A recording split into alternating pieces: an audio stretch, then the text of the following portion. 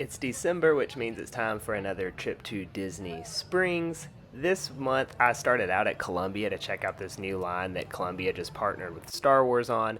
It's the Skywalker Pilot Hoth edition. There's hats, there's a lot of different stuff. Ski jackets, there's t-shirts, there's hoodie, sweatshirts.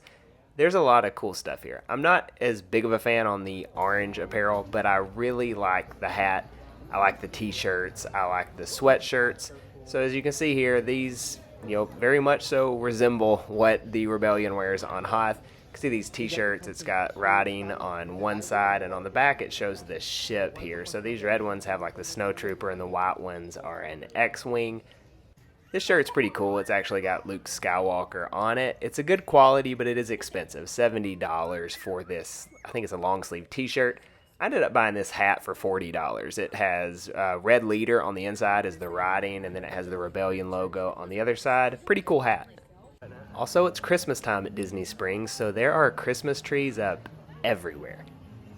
I went to the Art of Disney store for the first time as well. I honestly didn't even know it existed, but there's some pretty awesome Star Wars art in here as well. You can see this Galaxy's Edge one is $399, but it does look great. There was also a very cool Bespin piece of art. Now it's $13,500, so I did not get it, but it looks awesome. This was neat as well. It's a signed check by Walt Disney himself. It goes for $22,000, but it does have Walt's signature on it. Not too many of those. They did have some more affordable pieces. These canvas Kincaid prints were only around $80, and they did have a lot of different iconic scenes from Star Wars, so I liked those too. I hopped over to the Star Wars trading post next. They had a lot of the new Black Series figures from Ahsoka. Then they had these Return of the Jedi TVC boxes as well, you can see here. Pretty neat. I don't collect TVC, but these come in pretty cool packaging, and it's not common characters, I don't believe. So if you're interested in those, you can get those here.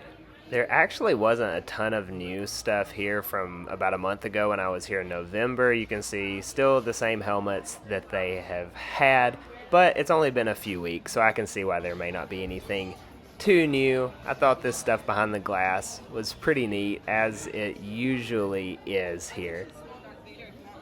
As always, it's fun to look at these legacy lightsabers that they have here. You can actually take them out. They'll let you hold them and see if you like it or not. But this is just the price without the actual blade. So the prices you're seeing on these, you need to take into account that you probably want to get the blade as well if this is your first lightsaber. Now, if you have a saber, maybe you already have one, and this is just the price that you would pay, but there's plenty of sabers.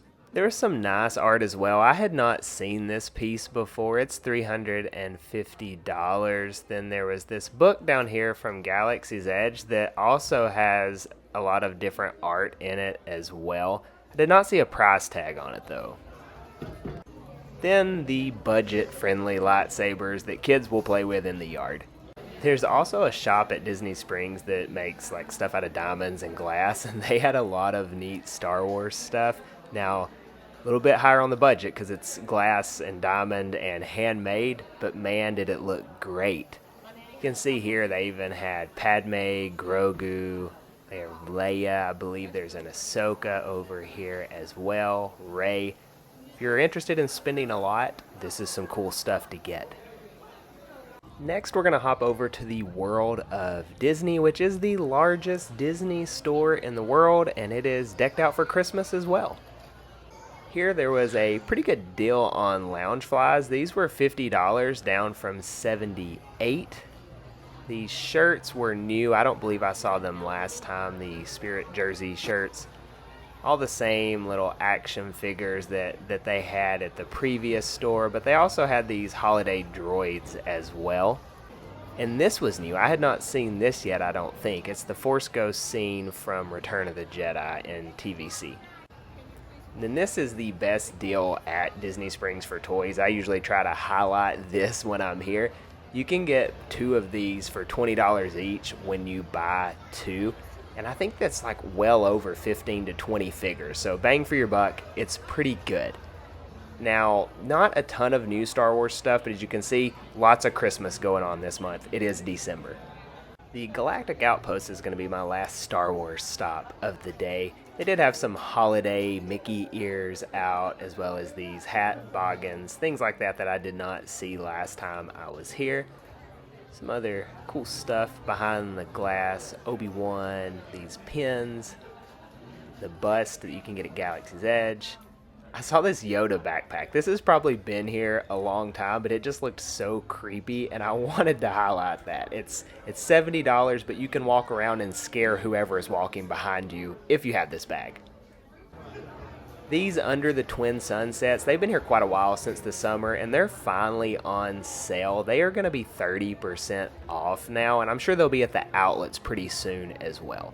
So it was a fun day at Disney Springs. I got a Columbia hat.